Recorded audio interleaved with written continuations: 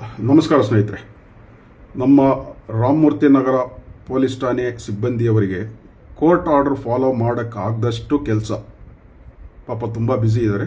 Court ಆರ್ಡ್ರನ್ನ ಕೇರೇ ಮಾಡಲ್ಲ ಇವರು, ಯಾಕಂದ್ರೆ ಅಷ್ಟು ಬ್ಯುಸಿ, ಒತ್ತಡ. ಏನು ರೀಸನ್ನು, ಯಾವುದರಲ್ಲಿ ಬ್ಯುಸಿ ಇದ್ದಾರೆ ನಮಗಂತೂ ಗೊತ್ತಿಲ್ಲ. ಸೊ ಇಲ್ಲಿ ಕೋರ್ಟ್ ಒಂದು CC ಕ್ರೈಮ್ ನಂಬರ್ 52939 ಆಫ್ 2019 ಈ ಕೇಸಲ್ಲಿ ಸಂಬಂಧಪಟ್ಟಂಗೆ ಸೊ ಅನೇಕ ಬಾರಿ ಇವರಿಗೆ PW3 to PW5 ಅವರಿಗೆ ಸಮನ್ಸ್ ಇಶ್ಯೂ ಮಾಡ್ತಾರೆ. ಮತ್ತು ಸಮನ್ಸ್ ಇಶ್ಯೂ ಮಾಡಿದ್ರು ಕೋರ್ಟಿಗೆ ಬರಲ್ಲ, ಕೋರ್ಟ್ ಪ್ರೊಸೀಡಿಂಗ್ಸ್ಗೆ ಬರಲ್ಲ. ಮತ್ತು ವಾರೆಂಟ್ ಆಗುತ್ತೆ. ವಾರೆಂಟ್ ಆದ್ರೂ ಇವರು ಯಾವುದೇ ಥರದ ಎಫರ್ಟ್ ಹಾಕಲ್ಲ ಕೋರ್ಟಿಗೆ ಬರಬೇಕು ಅಂತ. ಇದನ್ನು ನಮ್ಮ ರಾಮಮೂರ್ತಿನಗರ ಪೊಲೀಸ್ ಅವರು ಅದನ್ನು ಒಂದು ಸೀರಿಯಸ್ ಆಗಿ ತಗೊಳ್ಳಲ್ಲ. ಏನು ಮಾಡ್ಕೊತಾರೆ, ಕೇಸಿಗೆ ಬಂದಿಲ್ಲ ಅಂದರೆ ಬರ್ದಿಲ್ಲ, ಹೋದರೆ ಯಾರ್ದೋ ಕೇಸು, ನಾವೇನು ಮಾಡೋದು, ಅದು ಆ್ಯಸ್ ಯೂಶಲ್ ಅವರು ಲೆಥರ್ಜಿಕ್ ಒಂದು ಆ್ಯಟಿಟ್ಯೂಡಲ್ಲಿ ಇರ್ತಾರೆ ಅವರು. ಮತ್ತು ವಾರೆಂಟ್ ಆದರೂ ಬರಲ್ಲ, ಯಾವುದೇ ಎಫೆಕ್ಟ್ ಅವರು ತೋರಿಸಲ್ಲ. ಯಾರ್ಯಾರು ಇದ್ದಾರೆ PW3, PW4 ಆ್ಯಂಡ್ PW5 ಇವರು ಇನ್ಕ್ಲೂಡಿಂಗ್ PW3 to PW5 ಅಲ್ಲಿ ಇವರು ತನಿಖಾಧಿಕಾರಿಗಳು. ಅಂದಿನ investigation officer sub inspector the great Sherlock ಹೋಮ್ಸ್ಗೆ ಒಂದು ಈಕ್ವಲ್ ರೇಂಜ್ ಒಂದು ಇನ್ವೆಸ್ಟಿಗೇಷನ್ ಆಫೀಸರ್ ಅಂದರೆ ಸ್ಕಾಟ್ಲೆಂಡ್ ಪೊಲೀಸ್ ಅವರಿಗೆ ಒಂದು ಈಕ್ವಲ್ ಒಂದು ಟಫ್ ಕೊಡುವಂಥ ಒಂದು ಕಾಂಪಿಟೇಟಿವ್ ಇನ್ವೆಸ್ಟಿಗೇಷನ್ ಆಫೀಸರ್ ಅಂದರೆ ಮೆಲ್ವಿನ್ ಫ್ರಾನ್ಸಿಸ್ ಅವತ್ತು ರಾಮಮೂರ್ತಿನಗರ ಸ್ಟೇಷನಲ್ಲಿ ಇರ್ತಾರೆ. ಸೊ ಅವರು ಈ ಕೇಸಲ್ಲಿ ಇನ್ವೆಸ್ಟಿಗೇಷನ್ ಆಫೀಸರ್. ತನಿಖೆ ಎಲ್ಲ ಮಾಡಿ ಅವರು ಹಾಗೆ ಫುಲ್ಲು ಗಿನ್ಸ್ ಹಾಕಿ ಫುಲ್ ಹುಡುಕಿ ಎಲ್ಲ ಭೂಮಿ ಹಗದು ಏನೇನಿದೆ ಎಲ್ಲ ತೆಗೆದು ಫುಲ್ ಪಾರ್ಟ್ಸ್ ಆಗಿ ತೆಗೆದು ಚಾರ್ಜ್ ಶೀಟ್ ಹಾಕಿ ಕೋರ್ಟಿಗೆ ಸಬ್ಮಿಟ್ ಮಾಡ್ತಾರೆ ಕೇಸಿಗೆ ಸಂಬಂಧಪಟ್ಟಂಗೆ. ಆದರೆ ಕೋರ್ಟಿಗೆ ಬರಬೇಕಲ್ವ, ಸಾಕ್ಷಿಗೆ ಬರಲ್ಲ ಇವರು. ರೀಸನ್ ನಾನು ಹೇಳ್ತೀನಿ, ಮುಂದಕ್ಕೆ ಏನು ಹೇಳ್ತೀನಿ ಅಂತ. ಯಾಕಂದರೆ ಇವರು ಅಷ್ಟು ದೊಡ್ಡ ಒಂದು ಆಫೀಸರ್ ಅವರು, ಪಾಪ ಇವರು ಬರಲ್ಲ. ಸೊ ಹೀಗಾಗಿ ಇವರಿಗೆ ಸಮನ್ ಆಗುತ್ತೆ, ಸಮನ್ಸ್ ಆದಮೇಲೆ ವಾರೆಂಟ್ ಆಗುತ್ತೆ. ಇವಾಗ ಕೋರ್ಟ್ಗೆ ಮರ್ಯಾದೆಗೆ ಬಂದ್ರಪ್ಪ ಅಂತ ಮ್ಯಾಜಿಸ್ಟ್ರೇಟು ಎಲ್ಲ ಕಳಿಸ್ತಾರೆ. ಸೊ ಆದರೆ ಇವರು ಬರಲ್ಲ. ನಮ್ಮ ರಾಮಮೂರ್ತಿನಗರ ಪೊಲೀಸ್ ಅವರು ಎಫೆಕ್ಟ್ ತಗೊಳ್ಳಲ್ಲ. ಇದಾದ ನಂತರ ಏನಾಗುತ್ತೆ, ಪ್ರೊಕ್ಲಮೇಷನ್ ಇಶ್ಯೂ ಮಾಡುತ್ತೆ ಕೋರ್ಟು. ಸೊ ಇವರೆಲ್ಲ ತಲೆಮರೆಸ್ಕೊಂಡಿರಬೇಕು, ಇವರೆಲ್ಲ ಅಬ್ಸ್ಟ್ಯಾಂಡಿಂಗ್ ಆಗಿದ್ದಾರೆ ಇವರೆಲ್ಲ, ಈ 3 ಜನ. ಹಾಗಾಗಿ they are very necessary for this case. They are the witness.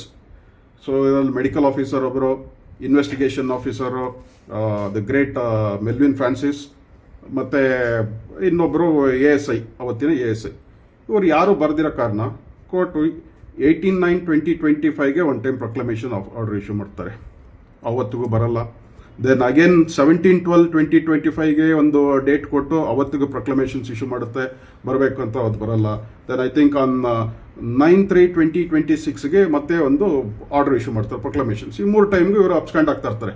So as usual ಇವರು ಕೋರ್ಟ್ ಏನು ಮಾಡ್ತಾರೆ, ಪೊಲೀಸ್ ಹೊರತಾನೆ ಏನು ಮಾಡ್ತಾರೆ, ಎಲ್ಲ ನಮ್ಮ ಸಿಬ್ಬಂದಿಗಳು ಪೊಲೀಸರು ಕೋರ್ಟ್ PC. ಸೊ ಏನು ಮಾಡ್ತಾರೆ, ಯಾವುದೋ ಒಂದು ಸಮಜಾಯಿಷಿ ಕೊಟ್ಟು ಕೇಸಿಗೆ ಅವಾಯ್ಡ್ ಮಾಡೋಣ ಅಂತ ಅವಾಯ್ಡ್ ಮಾಡ್ತಾ ಇರ್ತಾರೆ. ಇಲ್ಲಿ ವಿಚಾರ ಏನಂದರೆ, ಪ್ರೊಕ್ಲಮೇಷನ್ ಅಂದರೆ ಒಂದು ಅರ್ಥ ಮಾಡ್ಕೋಬೇಕು. Proclamation under CRPC section 82. So ಇದರಲ್ಲಿ ಪ್ರೊಕ್ಲಮೇಷನ್ ಅಂದರೆ ಅಬ್ಸ್ಟ್ಯಾಂಡಿಂಗ್ ಇದ್ದಾರೆ, ಕೋರ್ಟ್ ಪ್ರೊಸೀಡಿಂಗ್ಸ್ಗೆ ಅಬ್ಸ್ಟ್ಯಾಂಡ್ ಆಗ್ತಾರೆ, ತಪ್ಪಿಸ್ಕೊತಾ ಇರುವಂಥದ್ದು ಅಥವಾ ತಲೆಮರೆಸ್ಕೊಂಡಿರುವಂಥ ವ್ಯಕ್ತಿಗಳಿಗೆ ಪ್ರೊಕ್ಲಮೇಷನ್ ನೋಟಿಸ್ ಇಶ್ಯೂ ಮಾಡ್ತಾರೆ. ಸೊ ಈ ಪ್ರೊಕ್ಲಮೇಷನ್ ಪ್ರೊಸೀಜರ್ ಏನು ಫಾಲೋ ಮಾಡಬೇಕಂದಾಗ, ಡಂಗರ ಬಾರಿಸ್ಬೇಕು. ಈ ಥರ ಇಂಥವ್ರು ಕೋರ್ಟ್ ಪ್ರೊಸೀಡಿಂಗ್ಗೆ ಇವರು ಕೋರ್ಟು ಪ್ರೊಕ್ಲಮೇಷನ್ ಮಾಡಿದೆ, ಇವ್ರದ್ದು ಬರ್ತಾ ಇಲ್ಲ, ತಲೆಮರೆಸ್ಕೊಂಡಿದ್ದಾರೆ, ಹಾಗಾಗಿ ಇವ್ರದ್ದು ಕೋರ್ಟು ನೆಸಸರಿ ಇದ್ದಾಗ ಡೈರೆಕ್ಷನ್ಸ್ ಕೊಟ್ಟಾಗ ಅದನ್ನು ನ್ಯೂಸ್ ಪೇಪರಲ್ಲೂ ಅವ್ರ ಫೋಟೋ ಸಮೇತ ಇಂಥ ಕೇಸ್ಗೆ ಇವರು ಹಾಜರಾಗ್ತಾ ಇಲ್ಲ ಅಂತ ಹೇಳಬೇಕು. ಮತ್ತು ಜನಜಂಗುಳಿ ಎಲ್ಲಿ ಜಾಸ್ತಿ ಇರ್ತಾರೆ ಅಂಥ ಕಡೆ ಅವ್ರ ಫೋಟೋಸ್ ಅಂಟಿಸ್ಬೇಕು, ಡಂಗರ ಬಾರಿಸ್ಬೇಕು, ಮೈಕಲ್ಲಿ ಅನೌನ್ಸ್ ಮಾಡಬೇಕು. ಸೊ ಇಂಥ ವ್ಯಕ್ತಿ ಈ ಕೇಸಿಗೆ ಹಾಜರಾಗ್ತಾ ಇಲ್ಲ, ಸೊ ಹಾಗಾಗಿ ಇವರೆಲ್ಲ ಈ ವ್ಯಕ್ತಿಗಳು ಹಾಜರಾಗಬೇಕು ಅಂದ್ಬಿಟ್ಟು ಹಾಕಬೇಕು. ಮತ್ತು ಈ ಪ್ರೊಕ್ಲಮೇಷನ್ ಯಾರಿದ್ದಾರೆ PW3 to PW5, ಸೊ ಇಲ್ಲಿ ಇವ್ರ ಮನೆ ಮುಂದೆ ಹೋಗಿ ಪೋಸ್ಟ್ ಅಂಟಿಸ್ಬೇಕು. ಸೊ ಎಲ್ಲ ಇದೆ, ಎಲ್ಲ ಬಾರಿಸಿ ಅನೌನ್ಸ್ ಮಾಡಿ, ಪಬ್ಲಿಕಲ್ಲೆಲ್ಲ ಅನೌನ್ಸ್ ಮಾಡಿ, ನೋಟಿಸ್ ಬೋರ್ಡ್ಸಲ್ಲೆಲ್ಲ ನೋಟಿಸ್ ಅಂಟಿಸಿ ಇದೆಲ್ಲ ಮಾಡಬೇಕು. These all the procedures it is been detailed in CRPC section 82 ಅಲ್ಲಿ. ಇದನ್ನು ಕ್ಲೀನಾಗಿ ಪ್ರೊಕ್ಲಮೇಷನ್ಸ್ ಹೇಗೆ ಫಾಲೋ ಮಾಡಬೇಕು ಅಂತ ಇದೆ. ಇದನ್ನು ನಮ್ಮ ರಾಮಮೂರ್ತಿನಗರ ಪೊಲೀಸ್ ಅವರು ಫಾಲೋ ಮಾಡಿದಾರಾ ಅನ್ನೋ ನಿಟ್ಟಿನಲ್ಲಿ ನಾನು ಒಂದು RTI ಅಪ್ಲಿಕೇಶನ್ ಹಾಕ್ತೀನಿ. ಏನು ಈ ಕೇಸಿಗೆ ಸಂಬಂಧಪಟ್ಟಂಗೆ 529 and 39 ಆಫ್ CC ಏನಿದೆ 2019ಗೆ 3 ಬಾರಿ ಮ್ಯಾಜಿಸ್ಟ್ರೇಟ್ ಸಾಹೇಬರು ಪ್ರೊಕ್ಲಮೇಷನ್ ಇಶ್ಯೂ ಮಾಡಿದ್ದಾರೆ.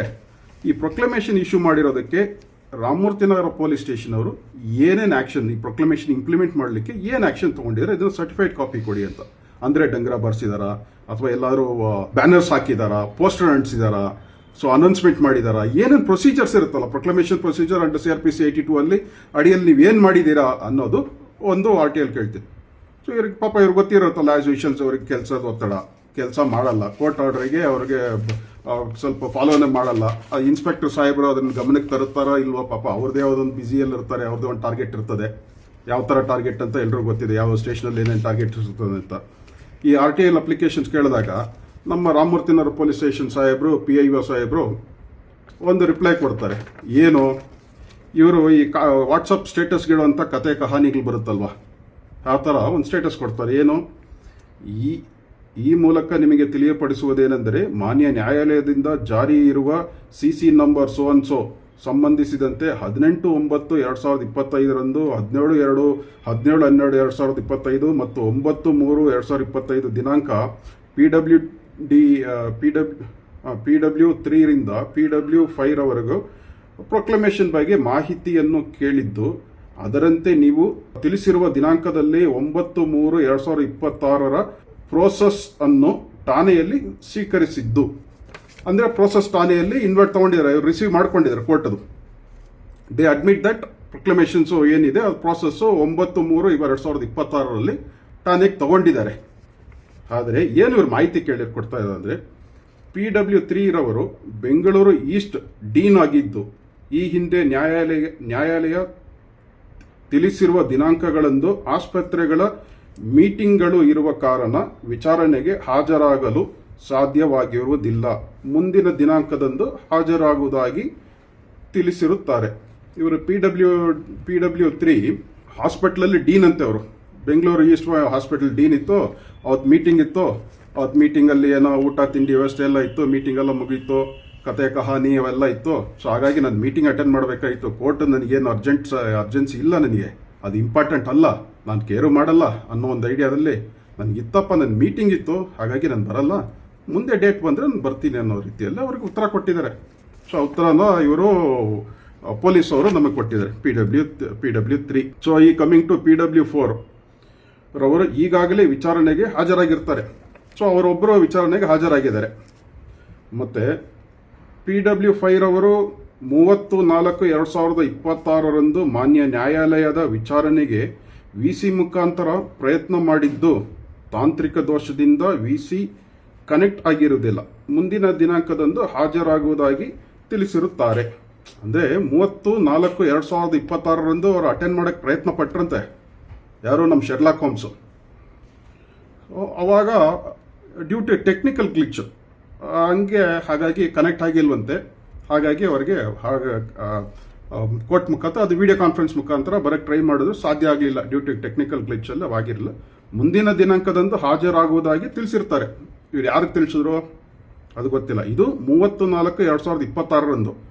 ಸೊ ಅದ್ರ ಹಿಂದೆಯಿಂದ 25ರಿಂದ 18/9/25, 17/12/25, 9/3/26. ಸೊ ಇವೆಲ್ಲ ಏನಾಗಿತ್ತು ಅನ್ನೋ ಮಾಹಿತಿ ಇಲ್ಲ. ಸೊ ಇವರೆಲ್ಲ ಏನು ಮಾಡ್ತಾರೆ, ಒಂದು ಕುಕ್ಕಪ್ ಸ್ಟೋರಿ ಕ್ಲೀನಿಗೆ ಈ ವಾಟ್ಸಪ್ ಸ್ಟೇಟಸಲ್ಲಿ ಇಡ್ತಾರಲ್ವ, ಈ ಥರ ಯಾವುದೋ ಒಂದು ವಾಟ್ಸಪ್ಪಲ್ಲಿ ಬಂದಿರೋ ಥರ ಒಂದು ಕಹಾನಿನ ಕತೆ ತೊಗೊಂಡು ನಮ್ಮ PIO ಇದು ಕೊಟ್ಟಿದ್ರು.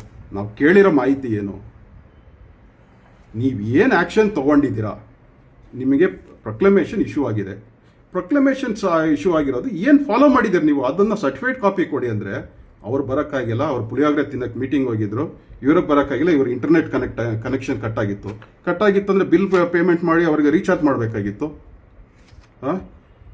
ಇವರು ರಾಮಮೂರ್ತಿನಗರ ಪೊಲೀಸವರು, ಇವ್ರಿಗೆ ಗೊತ್ತಿದೆಯಾ? ಸತೀಶ್ ಸಾಹೇಬ್ರೆ, ನಿಮ್ಮ ಅಂಡರಲ್ಲಿ ನಡೀತಾ ಇವೆಲ್ಲ ಗೊತ್ತಿದೆಯಾ, ಅಥವಾ ನಿಮ್ಮ ಡೈರೆಕ್ಷನಲ್ಲೇ ಇವೆಲ್ಲ ನಡೀತಾ ಇದೆಯಾ? ಒಂದು ಪ್ರೊಕ್ಲಮೇಷನ್ ಆರ್ಡರ್ ಫಾಲೋ ಮಾಡೋದಕ್ಕೆ ಮೂರು ಟೈಮ್ ನ್ಯಾಯಾಲಯ ನಿಮಗೆ ಪ್ರೊಕ್ಲಮೇಷನ್ಸು ಇಶ್ಯೂ ಮಾಡಿದ್ರು ಸಹ, ಡೈರೆಕ್ಷನ್ಸ್ ಆರ್ಡರ್ ಮಾಡೋದು ಸಹ ನೀವು ಫಾಲೋ ಮಾಡಲ್ಲ ಅಂದರೆ, so you are also deliberately avoiding the court proceedings ನಡೆಯೋದನ್ನ, ಬೇಗ ನಿಮ್ಮ ಕೋರ್ಟ್ ಪ್ರೊಸೀಡಿಂಗ್ಸ್ ನಡೆಯೋದು ಮುಗಿಸೋದಕ್ಕೆ ಇದನ್ನು ದಾರಿ ತಪ್ಪೋ ರೀತಿಯಲ್ಲಿ ಮಾಡುವಂಥ ನೀವು ಒಬ್ಬರು. ನಿಮ್ಮ ಸಿಬ್ಬಂದಿಗಳು, ಸಬಾರ್ಡಿನೇಟ್ಸು ಏನು ಫಾಲೋಅಪ್ ಮಾಡ್ತಾ ಇದ್ದಾರಾ ಇಲ್ವಾ, ಏನು ಸಮನ್ಸ್ ಪೆಂಡಿಂಗ್ ಇದೆ, ಯಾವ ಸಮನ್ಸ್ ಇಶ್ಯೂ ಆಗಿದೆ, ಏನು ವಾರಂಟ್ ಇಶ್ಯೂ ಆಗಿದೆ, ಏನು ಮಾಡ್ತಾ ಇದ್ದಾರೆ, ಎಷ್ಟು ಜನ ಅಬ್ಸ್ಕ್ಯಾಂಡಿಂಗ್ ಇದ್ದಾರೆ, ಇವೆಲ್ಲ ನಿಮ್ಮ ಹತ್ರ ಲೆಕ್ಕ ಇದೆಯಾ ಅನ್ನೋದು ನನ್ನ ಹತ್ರ ಡೌಟು. ಯಾಕಂದರೆ ಕೋರ್ಟ್ ಕಳಿಸಿರೋ ಇದಕ್ಕೆ ನೀವು ಇಷ್ಟೆಲ್ಲ ಮಾಡ್ತೀರಂದಾಗ ಇನ್ನು ನೀವು ಯಾವ ಥರಲ್ಲಿ ನಿಮ್ಮ ಅಡ್ಮಿನಿಸ್ಟ್ರೇಟಿವ್ ನಿಮ್ಮ ಸ್ಟೇಷನ್ ನಡೆಸ್ತಾ ಇರೋದು ಅನ್ನೋದು ದೊಡ್ಡ ಪ್ರಶ್ನೆ. It is a big question mark mister Satish inspector ಅವರೇ. ಏನಿದು ಪ್ರೊಕ್ಲೇಮೇಷನ್ಸ್ ಆರ್ಡರ್ ಫಾಲೋ ಮಾಡಿರುವುದಕ್ಕೆ ಪ್ರೂಫ್ ಕೊಡಿ. ಅಂದರೆ ನೀವು ಫಾಲೋ ಮಾಡಿಲ್ಲ, ಹಾಗಾಗಿ ಈ RTIಯಲ್ಲಿ ಕಾಕಂ ಬುಕ್ಕಂ ಕತೆ ಎಲ್ಲ ಹೇಳ್ತಾ ಇದ್ದೀರಾ. ಇದು ಏನಿದು? ಅಥವಾ ನನ್ನ ಅಂಡರ್ಸ್ಟ್ಯಾಂಡಿಂಗ್ ತಪ್ಪಿದೆಯಾ ಅಥವಾ ನಿಮ್ಮ ಅಂಡರ್ಸ್ಟ್ಯಾಂಡಿಂಗ್ ತಪ್ಪಿದೆಯಾ? ಸಿಂಪಲ್ RTI ಇನ್ಫಾರ್ಮೇಷನ್ ಕೇಳಿರೋದು. ಪ್ರೊಕ್ಲಮೇಷನ್ 3 ಡೇಟ್ಸಲ್ಲಿ ಈ ಥರ ಪ್ರೊಕ್ಲಮೇಷನ್ ಇಶ್ಯೂ ಆಗಿದೆ. ಅದಕ್ಕೆ ನೀವೇನು ಮಾಡಿದ್ದೀರ? ಡಂಗರ ಓಡಿಸಿದ್ರ, ಮೈಕ್ ಅನೌನ್ಸ್ ಮಾಡಿದ್ರ, ಅಥವಾ ಸಾರ್ವಜನಿಕವಾಗಿ ಏನಾದ್ರು ಪೋಸ್ಟರ್ ಮಾಡಿದ್ದೀರಾ, ಅಥವಾ ಅವ್ರ ಮನೆ ಮುಂದೆ ಯಾರ್ಯಾರಿದ್ದಾರೆ ಮನೆ ಮುಂದೆ ಹೋಗಿ ಅದಕ್ಕೆ ಪೋಸ್ಟರ್ ಅಂಟಿಸಿ ಮಾಹಿತಿಗೆ ಏನಾದ್ರು ಮಾಡಿದ್ದೀರಾ? ಸೊ ಇದ್ರ ಬಗ್ಗೆ ನೀವು ಮಾಹಿತಿ ಕೊಡಿ. ಅಂದರೆ ಅವ್ರು ಮೀಟಿಂಗ್ ಹೋಗಿದ್ದಾರೆ, ಇವ್ರಿಗೆ ಇಂಟರ್ನೆಟ್ ಪ್ರಾಬ್ಲಮ್ ಇದೆ, ಅವೆಲ್ಲ ಯಾರು ಕೇಳಿದ್ರು?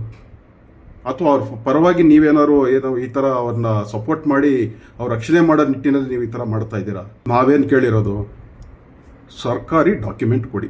ನೀವು ಫಾಲೋ ಮಾಡಿದರೆ ಫಾಲೋ ಮಾಡಿರೋದಕ್ಕೆ ನಿಮ್ಮಲ್ಲಿ ಒಂದು ಏನದು ಜನರಲ್ ಡೈರೀಸಲ್ಲಿ ಎಂಟ್ರಿ ಮಾಡಿರುವಂಥದ್ದು ಮತ್ತು ಇನ್ನೊಂದು ಫಾಲೋಅಪ್ ಅದಕ್ಕೆ ಆದಂಥ ಒಂದು ಇನ್ವರ್ಟ್ಸ್ ಅಥವಾ ವಾಟ್ ಎವರ್ ರೆಕಾರ್ಡ್ಸ್ ಮೇಂಟೈನ್ ಮಾಡುವಂಥದ್ರಲ್ಲಿ ನೀವು ಮಾಡಿರಬೇಕು. ಅದನ್ನು ಕೊಡಿ. ಅಂದರೆ ಯಾವುದೋ ವಾಟ್ಸಪ್ ಸ್ಟೇಟಸಲ್ಲಿ ಇಡೋ ಥರದೆಲ್ಲ ಕೊಡ್ತಾ ಇದ್ದೀರಲ್ಲ, ಏನಿದು? ಒಂದು ಗೌರ್ಮೆಂಟ್ ರೆಕಾರ್ಡ್ಸ್ ಒಂದು ಕೊಡ್ಲಿಕ್ಕೆ ನಿಮ್ಗೆ ಆಗ್ತಾ ಇಲ್ಲ. So you are simply like avoiding. ನೀವು ಇದರಲ್ಲೇ ಒಪ್ಕೊತಾ ಇದ್ದೀರಾ ಕೋರ್ಟ್ ಆರ್ಡರ್ ಫಾಲೋ ಮಾಡಿಲ್ಲ ಅಂತ. ಒಂದು RTIಗೆ ರಿಪ್ಲೈ ಕೊಡೋದು ಈ ರೀತಿ ಒಂದು ಸಿಂಪಲ್ ಆಗಿರುವಂಥ ಒಂದು ಅಂಡರ್ಸ್ಟ್ಯಾಂಡಿಂಗ್ ಕೇಳಿರೋದೊಂದು, ಅದು ನೀವು ಕೊಡ್ತಾ ಇರೋದೊಂದು. ಏನು ಸಂದೇಶ ಕೊಡ್ತಾ ಇದ್ದೀರಾ? ಸೊ ವಾಟ್ ಈಸ್ ಯುವರ್ ಇದು ನಿಮ್ಮ ಈ ಸ್ಟೇಷನ್ನಲ್ಲಿ it is a big failure. Satish ಅವರೇ, you are directly responsible for this. So ಮುಂದಿನ ದಿನಗಳಲ್ಲಿ ಇದಕ್ಕೆ ನಾವು ಕಮಿಷನರ್ ಸಾಹೇಬರಾಗಲಿ DCP ಸಾಹೇಬರಾಗಲಿ ಇವ್ರ ಮುಂದೆ ತೊಗೊಂಡೋಗ್ತಿದ್ರಿ, ಇದನ್ನು ಕೋರ್ಟ್ ಗಮನಕ್ಕೆ ತೊಗೊಂಡ್ಬರ್ತೀರಿ. ಕೋರ್ಟ್ ಆರ್ಡರ್ನ ಯಾವುದೇ ಥರದ ರೀತಿಯಲ್ಲಿ ನೀವು ಫಾಲೋ ಮಾಡ್ತಾ ಇಲ್ಲ. So you are failure. You are sole responsible for this execution of these orders, court orders. So you are deliberately failed, intentionally failed, deliberately failed ಮಾಡ್ತಾ ಇದ್ದೀರಾ to support someone for your personal gain or best reason known to you. So ಮುಂದಿನ ದಿನಗಳಲ್ಲಿ ಈ ಯಾರು ಈ PW3 to PW5 ಬರ್ತಾರಾ ನೋಡೋಣ. So I prefer ಇದಕ್ಕೆ ಒಂದು ಅಪೀಲ್ ಪ್ರಿಫರ್ ಮಾಡಬೇಕಾಗಿದೆ. So I'll also file an appeal the first appellate authority ಮುಂದೆ.